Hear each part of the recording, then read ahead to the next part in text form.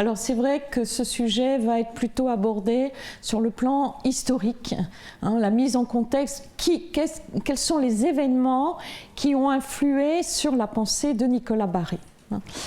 Donc on ne peut comprendre le cheminement mystique de Nicolas Barré si on ne relie sa vie à la lumière de 3 sources. D'abord, l'environnement familial et spirituel de sa jeunesse. Deuxièmement, l'influence du militantisme ligueur qui se propage en France et particulièrement à Amiens durant la première moitié du XVIIe siècle. Et enfin, l'œuvre éducative de Nicolas Barré doit se situer au cœur d'un vaste mouvement d'évangélisation au sein de la France, mais comme vous l'avez dit aussi, au-delà des mers et en particulier au XVIIe siècle au Canada. Ces 3 éléments ont déterminé son itinéraire spirituel et apostolique. L'histoire spirituelle et mystique de ce religieux s'insère aussi dans un XVIIe siècle durant lequel, comme l'écrit Pierre Chaunu, tout le XVIIe cherche Dieu. Et j'ai été intéressée justement par ce qu'écrivait Nicolas Barré à une religieuse. Vous cherchez Dieu, qui ne le chercherait? Il ne faut chercher que lui et ne se rebuter ni lasser de rien, on trouve dans les œuvres complètes. Alors, l'environnement familial et spirituel de sa jeunesse, c'est d'abord Amiens. Amiens, ville de marchands, ville d'artisans, c'est la ville où on fabriquait surtout le velours, si prisé en France à cette époque, et c'est un lieu surtout qui connaît un dynamisme religieux en ce XVIIe. Je vous cite simplement, j'étais impressionnée par le nombre de communautés qu'on trouve sur une ville qui n'est pas si étendue que cela. Une cathédrale, outre le chapitre cathédral, 2 collégiales, Saint-Firmin, Saint-Nicolas, 14 communautés d'hommes et une dizaine de communautés de femmes. Alors les chiffres varient selon les auteurs, donc je vous donne simplement ce nom de dizaines, sans compter les confréries de laïcs. Donc une ville où se voit périodiquement l'expression collective de cette foi dans les temps de dévotion et surtout dans les grandes processions. Et on oublie bien souvent l'importance, l'impact des processions, ces grandes procession dans ces villes françaises où là c'est toute la ville qui déambule avec des habits particuliers selon les confréries, et je pense en particulier à La Flèche, cette toute petite ville de La Flèche où vous aviez le jour de la fête Dieu une procession extraordinaire avec bien entendu au cœur de ces processions les enfants du collège de jésuites. Il ne faut pas oublier au fond cet esprit collectif, esprit de foi qui se manifeste lors de ces grandes fêtes. Alors, des couvents aussi qui accueillent les enfants, donc il y a déjà une présence enseignante très forte, aussi bien pour les filles, je pense aux Ursulines, aux Visitandines, les filles du Bon Pasteur, les filles de la Charité, et aussi pour les garçons, donc comme je vous l'ai dit, je vais en parler tout à l'heure, le collège des Jésuites. Et vous avez aussi 3 grands ordres religieux qui s'occupent des plus pauvres, je pense aux Capucins, aux Minimes, dont on parlera, et aux Cordeliers. Donc le jeune Nicolas Barré a été fortement marqué par ces 10 années passées au collège jésuite d'Amiens, une institution qui comportait alors 1500 élèves, qui offrait un enseignement à une jeunesse dont les origines sociales étaient plus diverses qu'on le dit.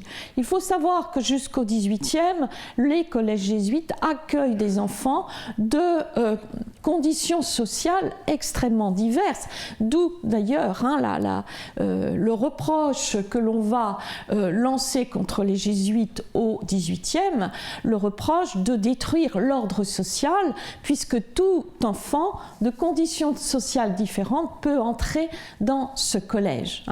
Et l'enfant est noté au mérite et non à l'appartenance sociale. D'où, je pense en particulier à un député de Bretagne, l'enfant était très mauvais, que c'était la Chalotais, pour ne pas le citer, dont l'enfant était mauvais, mais il avait toujours des mauvaises notes, mais celui qui était le premier était un enfant d'un artisan. Donc l'idée de dénoncer l'ordre social va être une des critiques des jésuites. Et les jésuites, surtout à Amiens, rappellent sans cesse l'image de l'enfant Dieu. L'enfant Dieu et donne à Nicolas Barré, futur fondateur donc des écoles charitables de l'enfant Jésus, ses premiers éléments de doctrine, ses premières pratiques de dévotion. C'est le culte du Christ enfant qui permet d'ailleurs à la réforme bérulienne de tirer parti des sentiments qui s'exprimaient de plus en plus ouvertement dans les classes éclairées où l'enfant recevait davantage d'attention et de tendresse. Donc, il expliquera d'ailleurs beaucoup plus tard dans les statuts et règlements des écoles chrétiennes et charitables du Saint-Enfant Jésus, en prédestinant son fils, non seulement il a voulu qu'il fût homme, mais aussi qu'il fût un petit enfant. Et donc Nicolas Barré a été aussi imprégné, mais je trouve que dans ses écrits, c'est dit, mais ce n'est pas vraiment expliqué, une dévotion mariale. Qui n'est pas réellement, elle est présente, mais elle ne se développe pas comme dans les écrits d'un Grignon de Montfort au XVIIIe. Mais il faut savoir que dans chaque collège jésuite, il y avait une congrégation mariale à l'intérieur de laquelle les jeunes scolaires donc développaient toute une dévotion à la Vierge Marie. Donc on connaît peu de noms de jésuites du collège d'Amiens qui ont peut-être marqué un peu plus le jeune Nicolas Barré, si ce n'est le recteur Saint Jean-Baptiste de Saint-Juré, qui a été recteur donc, du collège d'Amiens de 1627 à 1633 et qui était très lié à Gaston de Renty, dont vous avez parlé tout à l'heure. Donc, qui a été Gaston de Renty, un grand responsable de la Compagnie du Saint-Sacrement, donc vous voyez, réseau, dont vous parliez tout à l'heure aussi, et il va d'ailleurs, ce recteur, écrire la première biographie de Gaston de Renty. Donc, naturellement, cette biographie va se retrouver dans les bibliothèques de ces couvents minimes les années suivantes. Il écrit d'ailleurs comment il faut lire la vie des saints, l'histoire des hommes excellemment vertueux. Nous devons lire, regardant ces âmes éminentes de deux côtés, le premier selon le rapport qu'elles ont à Dieu et le second en tant qu'elles en ont à nous. Ainsi, durant sa jeunesse, Nicolas Barré va être aussi imprégné à Amiens par cette réforme catholique, réforme tridentine qui imprègne la vie de l'église d'Amiens, conduite par Monseigneur de Caumartin jusque dans les années 1652. C'est le temps de la mise en place des écoles, de la formation des prêtres, de l'utilisation du bréviaire, du missel, l'enseignement du catéchisme, on en a parlé tout à l'heure avec le catéchisme du Concile de Trente, de la lutte aussi contre les pratiques et dévotions suspectes pour se recentrer sur le culte du Sauveur incarné. Et surtout, n'oublions pas que dans cette réforme catholique, l'importance de la réévangélisation d'un pays qui a été déchristianisé. Déchristianisé, en effet, à la suite des guerres de religion. Lanoux, le grand auteur Lanoux, dit bien, à force de se battre pour la religion, on a oublié la religion. Donc ce n'est pas tant la recatholicisation que l'on voit apparaître, si vous voulez, dans les campagnes ou dans les villes françaises, que la rechristianisation. Et on le voit fort bien, courir à l'urgence, ça c'était une expression de Saint Vincent de Paul dans cette première moitié du XVIIe siècle, courir à l'urgence. Il avait été tellement sidéré par ce qu'il avait vu lors de sa mission à Folleville. Donc c'est le temps des missions intérieures, mais ça va être aussi le temps des missions ad extra, c'est-à-dire au-delà des mers. Première moitié du XVIIe, c'est le Canada, mais n'oublions pas aussi l'œuvre des Capucins qui vont partir au Moyen-Orient sous la conduite du père zut, je suis partie dans mes idées, je vais vous retrouver le nom tout à l'heure, c'est le Père Joseph, voilà, hein, le Père Joseph le Capucin qui va donc mener ces grandes missions en Syrie et au Liban. Donc Nicolas Barré, évidemment, hein, autre influence, il choisit de rentrer dans l'ordre des Minimes, congrégation fondée en 1435, je le rappelle, par François de Paule, et le couvent d'Amiens est ancien puisqu'il a été fondé du vivant de François de Paule.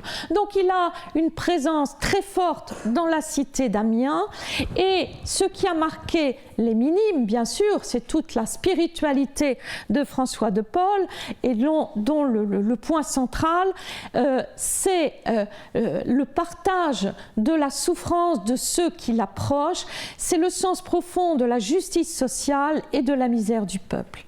Donc Nicolas Barré connaissait bien l'ordre des Minimes, puisque un de ses oncles était déjà minime, et il est intéressé par le but et les moyens employés pour la conversion des pécheurs qui le fascinaient.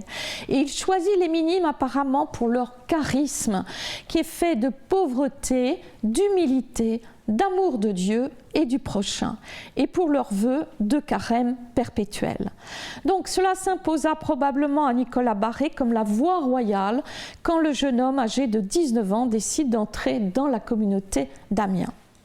Alors la règle de vie reposait sur la trilogie érémitique classique, solitude, pénitence, oraison, avec une orientation encouragée vers les études sacrées, mais aussi études profanes, d'où l'existence bien sûr de magnifiques bibliothèques, dont celle de Nigeon. Alors Nigeon, c'est la colline de Chaillot, hein, qui est aujourd'hui le Trocadéro, où était installé un grand couvent de Minimes, où Nicolas Barré va suivre son noviciat, et la lecture étant au sein de cet ordre, devant servir la méditation et la prédication. Mais ce qui est intéressant dans la deuxième moitié du XVIIe siècle, c'est que dans ces bibliothèques, on va découvrir, hein, et sœur Marie-Thérèse Flouret l'a montré dans son article sur l'éducation des pauvres au XVIIe et XVIIIe, c'est l'existence de biographies de contemporains. Et elle cite en particulier Jeanne de l'Estonac, dont la tâche essentielle a été la formation des jeunes filles, Barbe Acquary, bien sûr, Jeanne de Chantal, Vincent de Paul, Pierre de Bérulle et Jean-Jacques Ollier. Donc des contemporains qui nourrissent bien entendu toute la pensée spirituelle, mais aussi toute cette recherche mystique, hein, cette recherche de Dieu au sein de ce XVIIe. Alors combien y avait-il de couvents de Minimes? J'ai trouvé le chiffre de 150 à peu près, 150 couvents en France en 1673. Et ce charisme des Minimes est exprimé dans l'emblème qui orne le fronton de ces établissements, le mot caritas, hein, charitas. Et ça m'a titillé parce que je regardais une émission, je ne sais plus comment ça s'appelle, où l'on visite certaines régions de France, etc. Et la personne qui animait la chose avait vu le mot Charitas au-dessus d'un ancien couvent de Minimes qui malheureusement était un hôtel 4 étoiles aujourd'hui. Et elle ne savait absolument pas définir en disant, ben voyez, c'est joli, c'était sans doute une famille seigneuriale qui habitait là-dedans. Et je me suis dit, c'est quand même terrible l'effondrement, l'ignorance aujourd'hui dans la lecture des symboles. Hein. Et je pense que le gros problème, même dans notre Église, c'est l'ignorance. Hein, l'ignorance de l'histoire et l'ignorance de la lecture de ces symboles qui avaient un sens si fort. Celui qui rentrait, vous comprenez, c'était juste au-dessus de la grande porte d'entrée.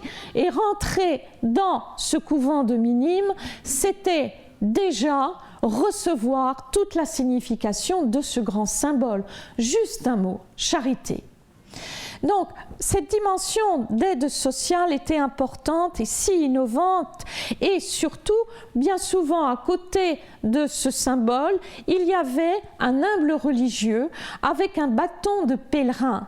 Et là, on est dans aussi cette signification de l'évangélisation itinérante. Hein. Vous voyez, et là, on rentre un peu dans ces deux aspects dont on va parler un petit peu plus tard. C'est au XVIIe siècle, on a deux approches de l'évangélisation. Une évangélisation sédentaire, hein, que les contemplatifs par la prière soutiennent les missions, et l'évangélisation itinérante, c'est-à-dire aller se déplacer. Vous avez parlé justement du manque de fondation, hein, ce rejet de la fondation. C'était aussi pour dire que ces maîtresses charitables devaient toujours être en mouvement, c'est-à-dire se déplacer pour aller pour répondre à une urgence. Hein. Et le mot urgence revient sans arrêt d'ailleurs dans les écrits des mystiques. Donc on connaît mal les premières années de la vie cloîtrée de Nicolas Barré et son premier biographe, Claude Raffron, se contentera de noter qu'ayant poursuivi sa formation à Nijon puis à Vincennes, le novice prononcera ses vœux en 1642, âgé de 21 ans. Et reconnaissant la qualité intellectuelle, théologique et spirituelle de l'homme, il va très rapidement arriver à Paris, place Royale, et être nommé lecteur en philosophie et dès son ordination, lecteur en théologie, prédicateur, directeur spirituel et bibliothécaire en 1653. Alors le deuxième élément qui va marquer bien sûr Nicolas Barré, c'est l'ambiance post-ligueuse de l'Église de France. Post-ligueuse, alors je vous explique un petit peu ce qu'était la Ligue. La Ligue, ça a été tout un mouvement de défense du catholicisme pendant les guerres de religion et qui va vraiment exploser surtout à la fin du XVIe siècle, en particulier à Paris, ville ligueuse, mais aussi à Amiens. Hein. Amiens, ça va vraiment être un haut lieu de la Ligue. Et d'ailleurs, Henri IV va punir la ville d'Amiens puisqu'il va y avoir l'établissement d'un contrôle à la fois politique et militaire de la ville pour réduire un petit peu cette résistance. Et lorsque Henri IV va se convertir, devenir roi catholique, tout va s'apaiser, mais il faut savoir que les membres ligueurs de la Ligue, hein, ces ligueurs, vont en fait eux aussi se convertir dans un combat spirituel. C'est-à-dire qu'ils vont laisser les armes, mais de garder cet esprit de combattant et de militant pour mettre cela au service de l'Église catholique et surtout de la réforme catholique. Donc, il faut bien se resituer. Hein. Au début du XVIIe, on a près de 10 000 églises détruites en France. Hein. On en a encore des marques de ces guerres sur les frontons de nos églises. Donc, Amiens va être un foyer très actif et on va avoir donc un monde de ligueurs, et vous le voyez bien, ce sont en fait tout un réseau d'anciens ligueurs qui va se développer dans toute la France et qui va chercher avant tout à rétablir, à reconstruire cette église et à lancer des grands mouvements de recatholicisation, à la fois dans l'enseignement, à la fois dans la prédication et à la fois aussi dans une mobilisation de tous les couvents, qu'ils soient contemplatifs ou apostoliques.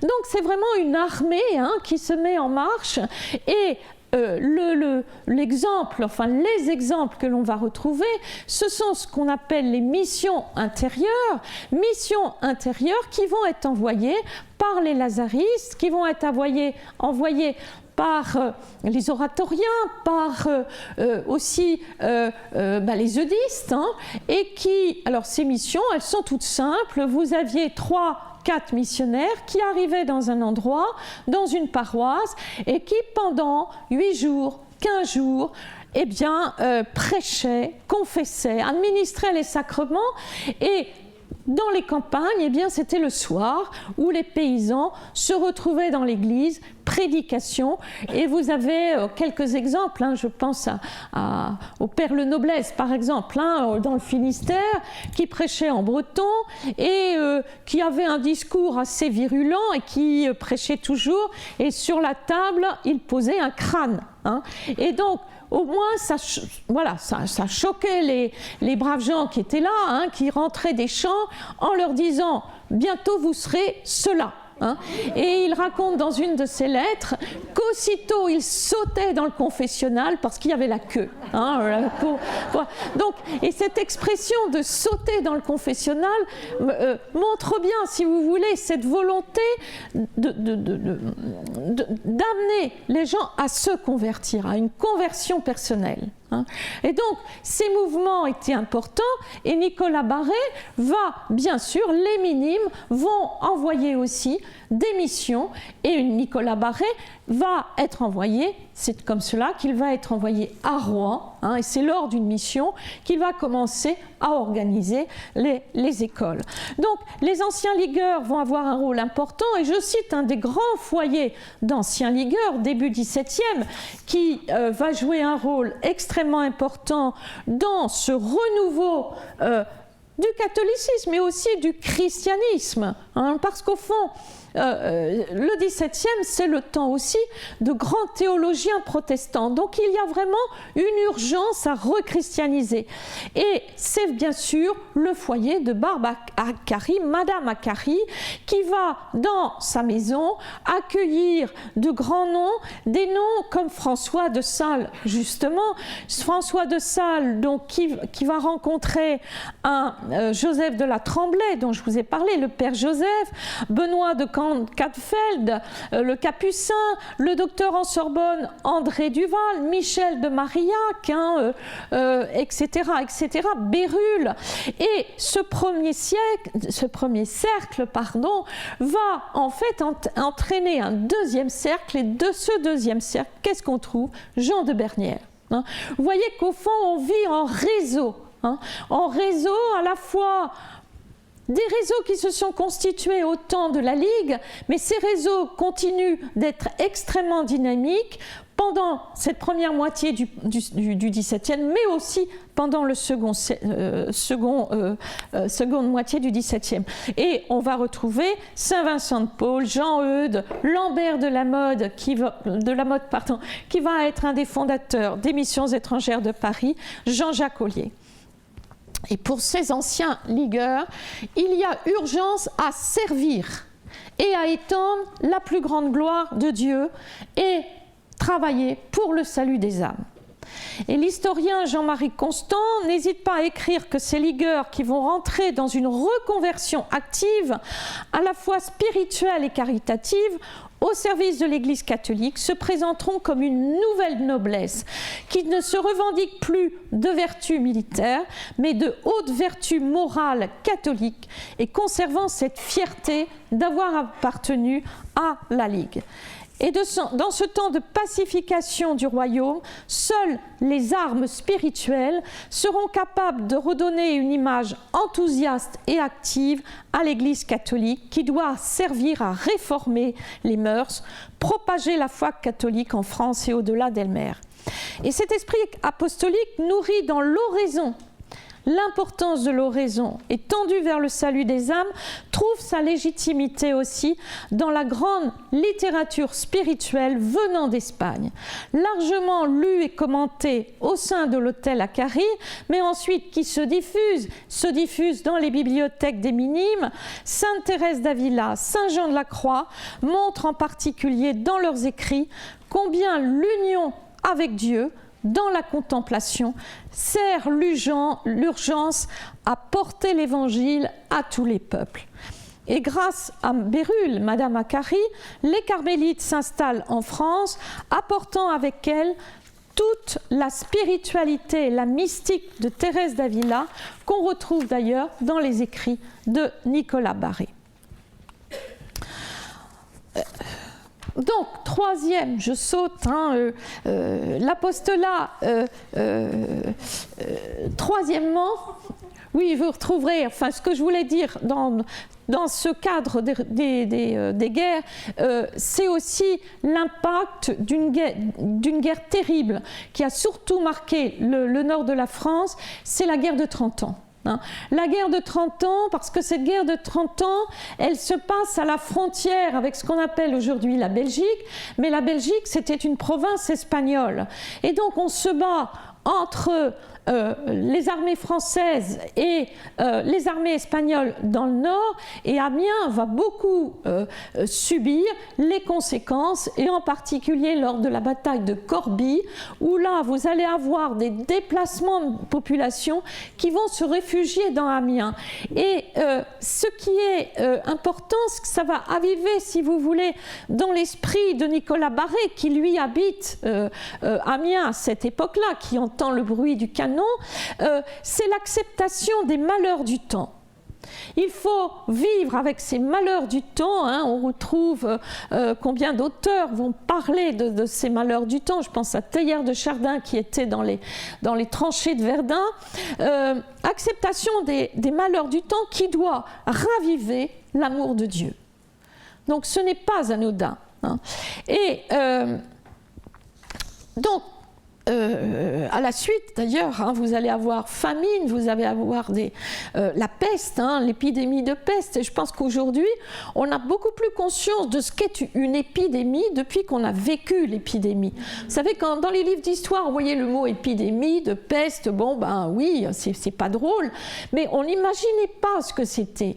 Et aujourd'hui, on a beaucoup plus conscience du drame, du malheur, de ce qu'est une épidémie. Il y a ceux qui s'en sortent et ceux qui meurent. Et troisième impact, c'est l'œuvre éducative de Nicolas Barré au cœur d'un vaste mouvement d'évangélisation des enfants. Ainsi, Nicolas Barré est imprégné de cette expérience spirituelle, de ce monde contemplatif du XVIIe, une expérience spirituelle, c'est-à-dire une vie d'oraison. L'oraison, vous aviez beaucoup de manuels au XVIIe qui développaient comment entrer en oraison. Parce que ce n'est pas évident, il faut s'appuyer sur un écrit.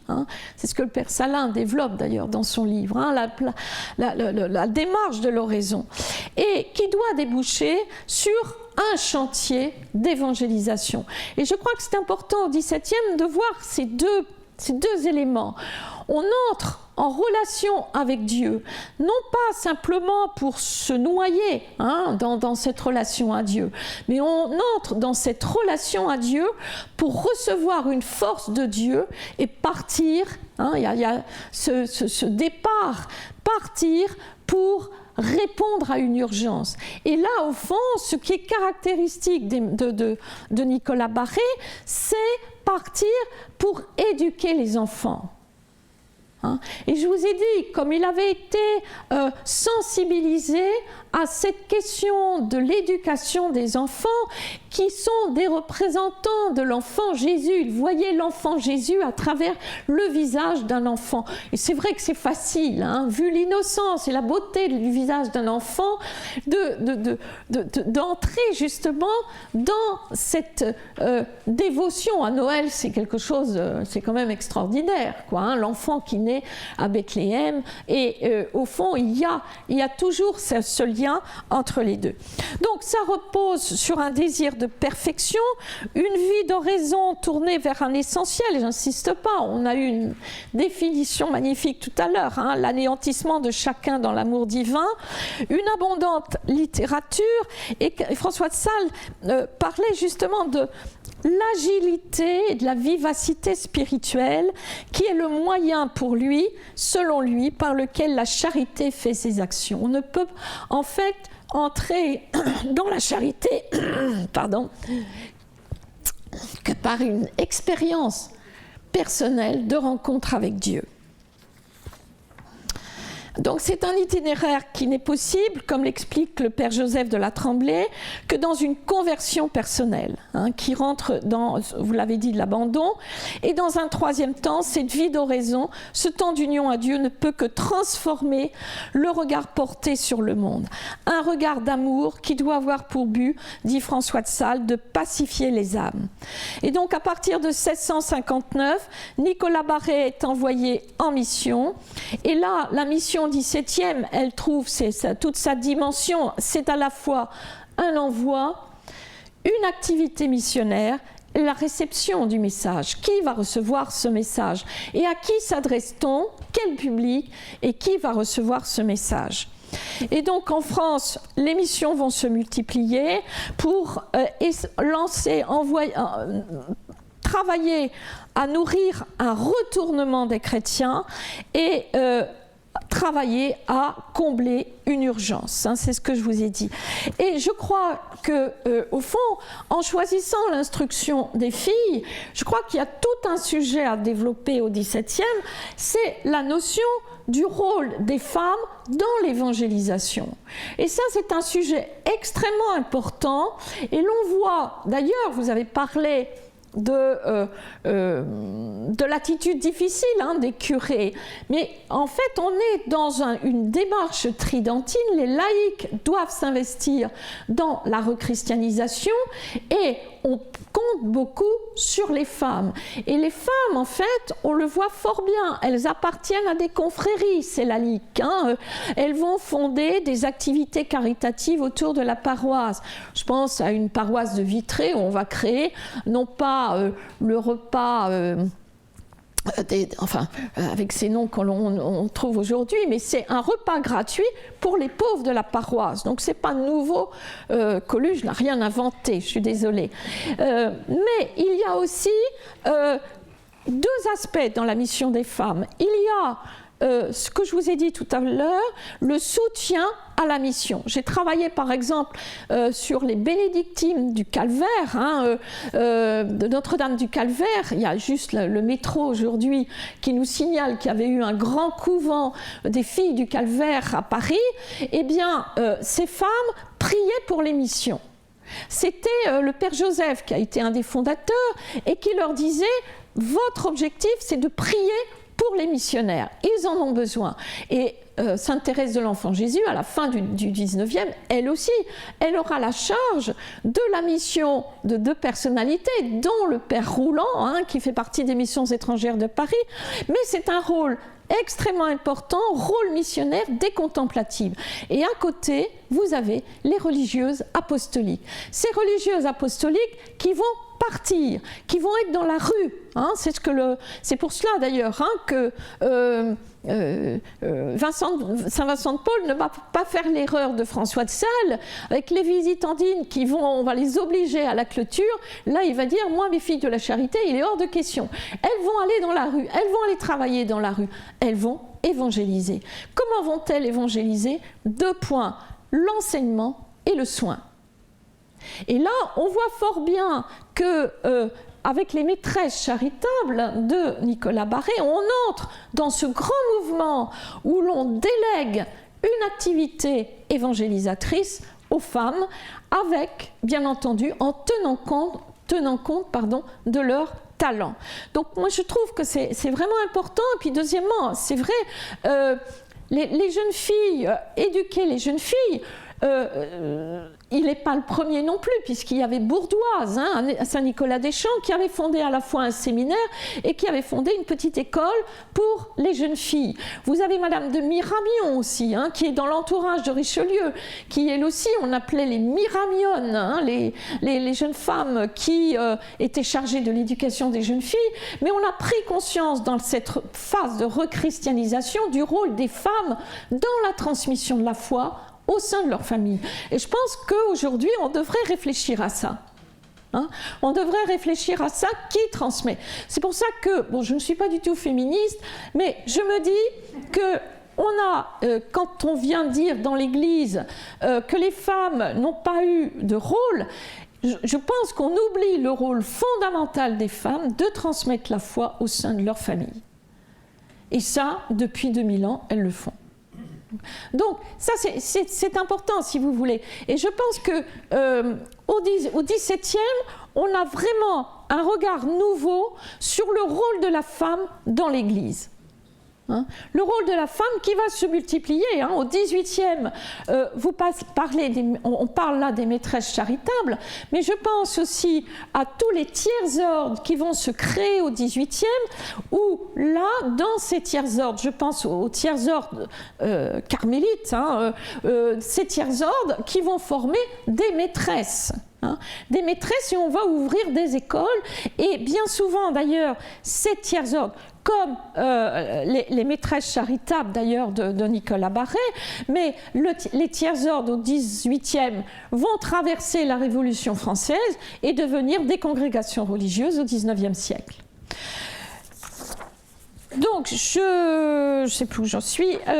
Donc, la qualité et la solide formation des missionnaires engagés dans cette reconquête catholique vont permettre d'appliquer une méthode d'évangélisation où là, dans cette méthode d'évangélisation, il y a une place extrêmement importante de l'oraison, c'est-à-dire du surnaturel au quotidien, de l'oraison qui doit nourrir la force de ces femmes qui vont recevoir donc toute cette spiritualité de Nicolas Barré et qui vont valoriser, favoriser justement la fondation, si on peut utiliser quand même le mot fondation, de cette œuvre magnifique de l'éducation des jeunes filles jusqu'à nos jours. Merci beaucoup.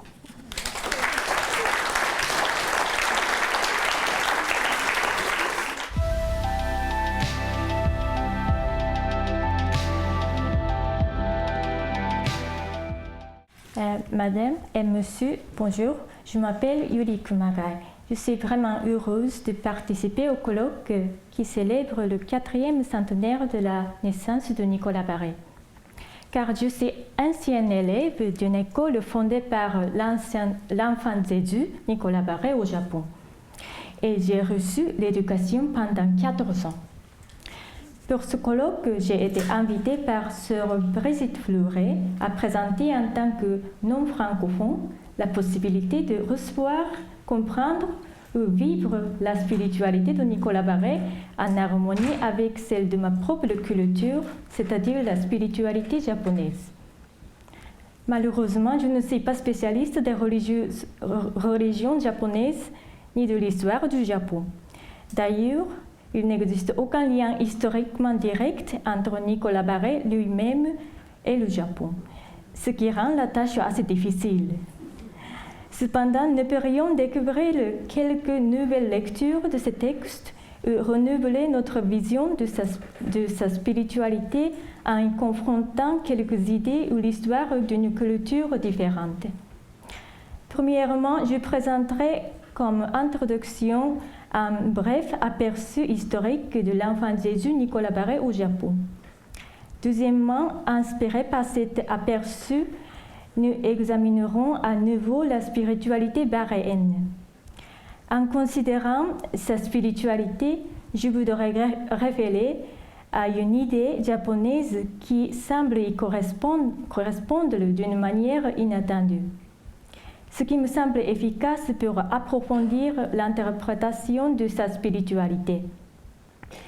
Je dois dire que mon intervention pourrait être un simple exposé qui offre quelques éléments pour réfléchir sur la spiritualité de Nicolas Barré en relation avec d'autres cultures plutôt qu'une recherche structurée et cohérente. En tout cas, cependant, j'espère que cette petite contribution pourra stimuler ce colloque et votre spiritualité quotidienne de quelque manière que ce soit. D'abord, je voudrais donner un bref aperçu historique de l'enfant Jésus Nicolas Barré au Japon. Aujourd'hui encore, la population chrétienne au Japon n'est que d'environ 1%. Un écrivain japonais et catholique, Shusaku Endo, a même écrit ce pays comme une terre marécageuse dans laquelle le christianisme a du mal à prendre racine. Mais la communauté de l'enfant Jésus Nicolas Barré y a survécu pendant les 150 ans depuis son arrivée, malgré beaucoup de difficultés. Au Japon, le christianisme a été introduit au milieu du XVIe siècle par un jésuite, François Xavier. Mais en 1612, un décret interdisant officiellement le christianisme a été publié par le gouvernement Shogunat Tokugawa. À l'époque du Japon, parallèlement à l'interdiction du christianisme, le commerce extérieur et la diplomatie étaient aussi largement limités, et cette situation a continué jusqu'au milieu du XIXe siècle. En 1859, après l'échange de la ratification du traité d'amitié entre la France et le Japon, les prêtres français de la mission étrangère de Paris sont entrés au Japon. Mais il n'était permis de travailler que pour les étrangers qui y vivaient, et le travail missionnaire auprès des Japonais n'était pas encore autorisé. Cela signifie que lorsque les sœurs de l'enfant Jésus Nicolas Barré sont arrivées au Japon en 1872, le christianisme était encore strictement réglementé par l'autorité, même si l'espoir commençait à apparaître. Les sœurs de l'enfant Jésus Nicolas Barré qui y sont arrivées ont été les premières sœurs religieuses chrétiennes au Japon. Mère Sainte Mathilde Raclot et d'autres sœurs, dont 3 étaient françaises et une irlandaise. Les sœurs de l'enfant Jésus Nicolas Barré y ont été appelées comme les premières parce que Père Petit-Jean, l'évêque du Japon à l'époque, a voulu qu'elles prennent soin spécifiquement des enfants abandonnés dans la pauvreté. Ainsi, après que les sœurs sont arrivées dans la ville portuaire Yokohama, elles ont entamé leur première tâche, héberger, soigner et éduquer des enfants orphelins, abandonnés et démunis dans leur institution gratuite. En même temps, cependant, répondant à la forte demande autour d'elles, elles ont aussi ouvert une école pas gratuite, qui était un internat. En 1873, un an après l'arrivée au Japon, le travail missionnaire et admission au christianisme pour les Japonais sont enfin autorisés officiellement.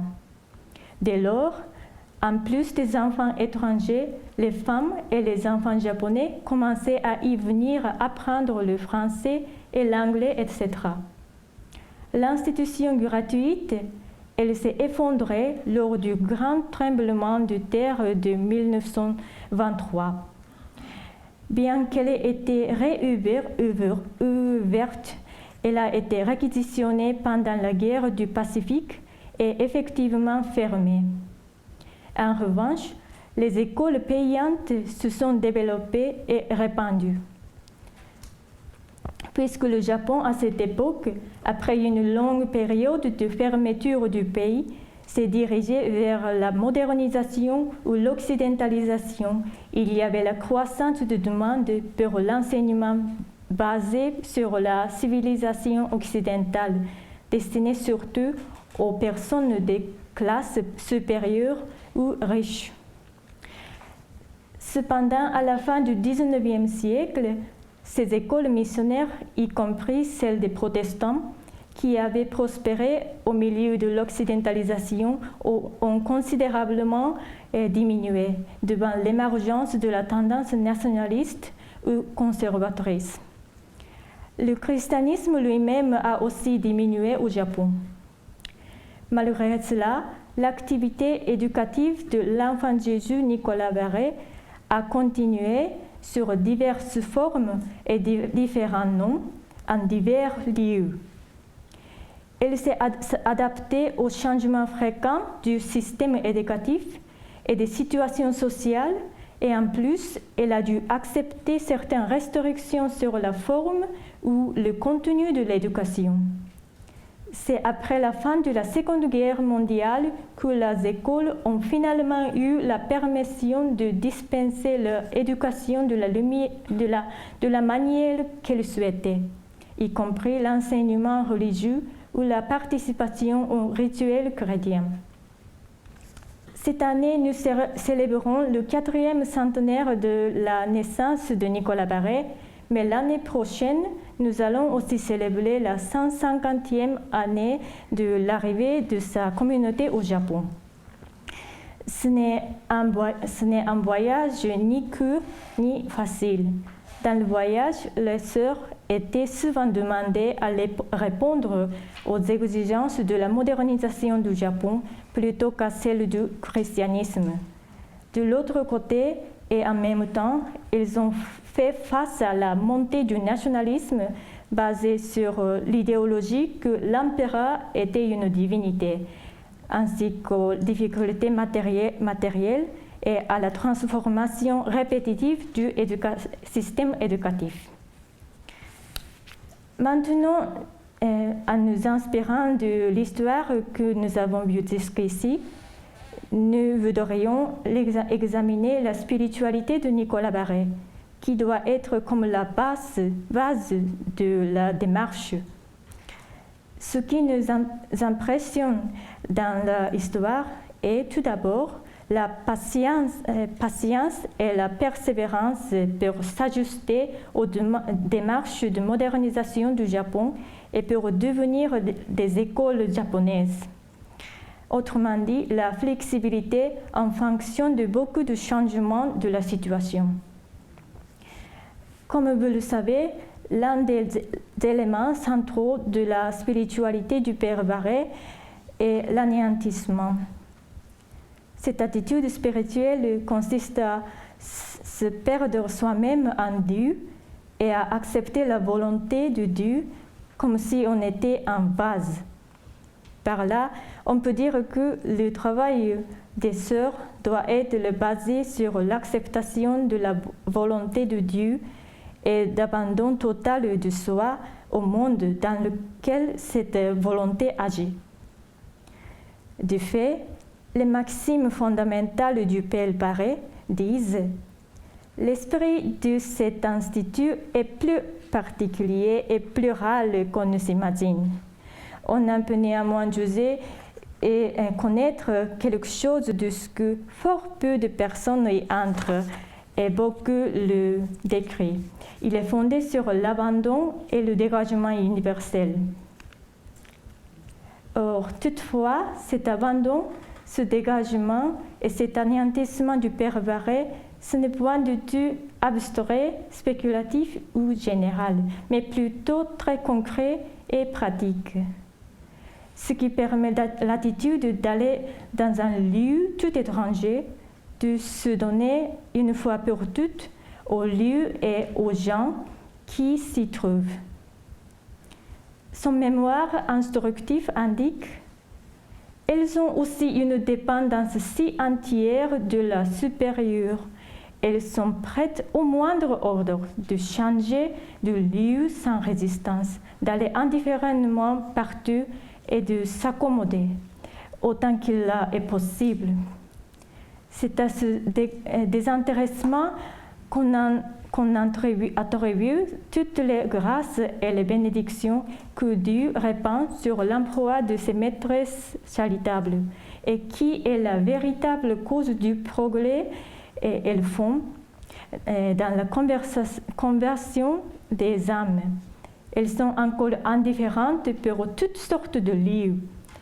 Elles n'en ont aucun en propre, ni aucune demeure assurée, mais elles vont avec une égale affection partout où on les demande.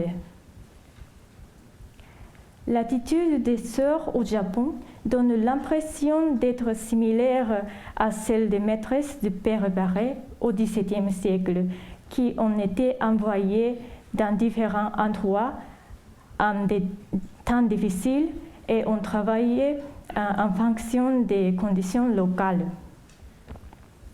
La spiritualité du Père Barré est basée sur la confiance absolue et désintéressée en Dieu, qui nous pousse à nous jeter dans n'importe quel lieu où on nous sommes placés.